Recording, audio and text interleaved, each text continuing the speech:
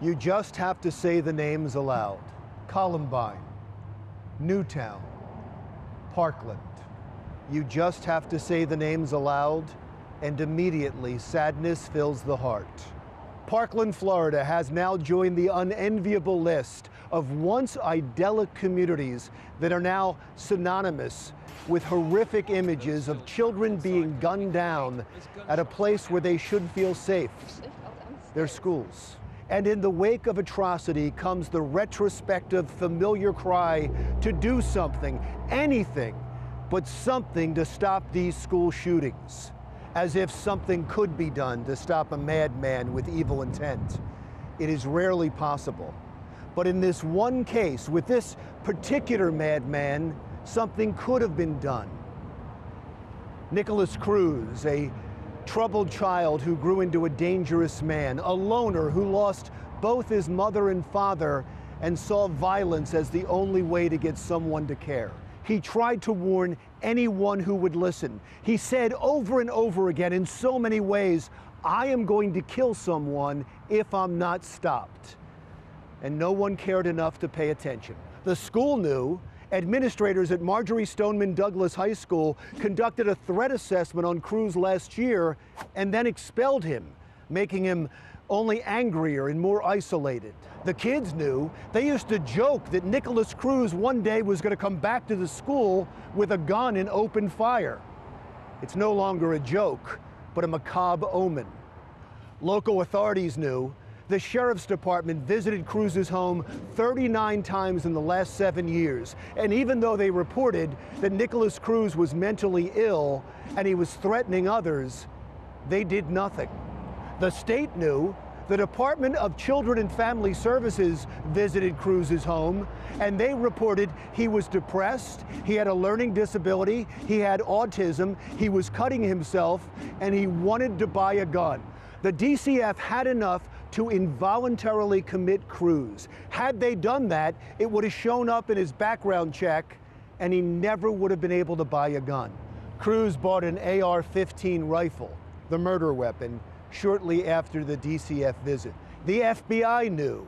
They got 2 phone calls, one from a man in Mississippi who saw this chilling comment on YouTube.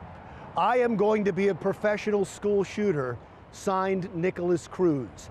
He contacted the FBI in Mississippi. They contacted the Miami office, and nothing was done. And then on January 5th, someone close to Nikolas Cruz called the FBI hotline and said that Cruz owns guns, he's posted disturbing threats on social media, and has the real potential of conducting a school shooting.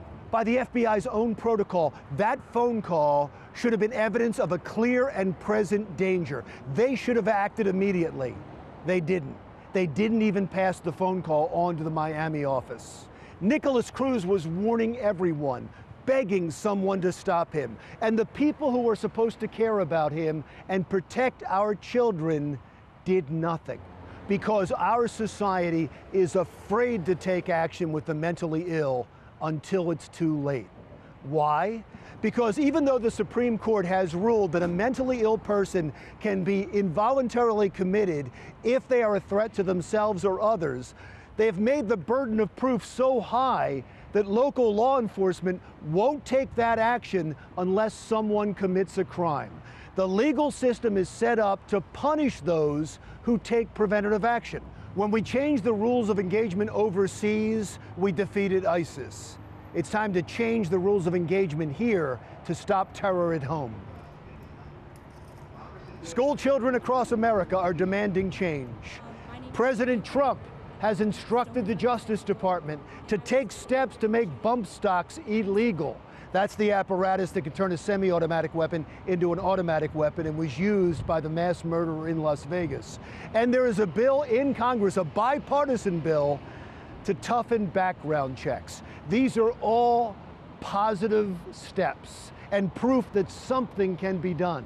But until we plug the holes in a system that allows a dangerously mentally ill person like Nikolas Cruz, who is crying out for help, to be ignored because the people who are paid to protect us are afraid to act, then we have done little to prevent the next shooting. The system is broken. It failed to protect Nikolas Cruz and is complicit in the murder of 17 innocent souls in Parkland, Florida. Until we change the system, we've done nothing. I'm Larry Menti. See you again next week.